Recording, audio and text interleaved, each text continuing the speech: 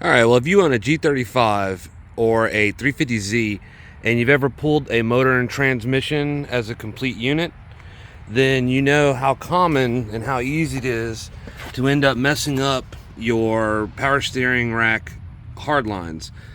It's very common for this top piece here to actually get crimped, flattened off. As you see, that one's been smashed probably 2 or 3 times with pulling motors and putting them back in.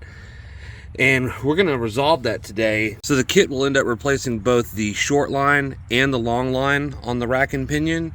But for right now, I'm just going to focus on this short line because I've pulled the motor out about 2 or 3 times and it has been smashed down to the point where I feel like if I end up prising it back up into its normal spot, that this line is going to end up breaking and leaking.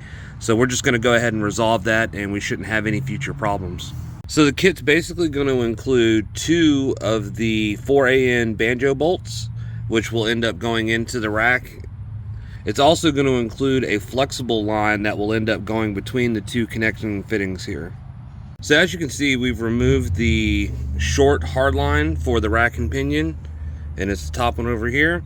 And we are going to go ahead and install our banjo bolts, and then we'll connect our line up between them. All right, as you can see, we have our banjo bolts in at this point, and all we have to do is simply just hook up our line here.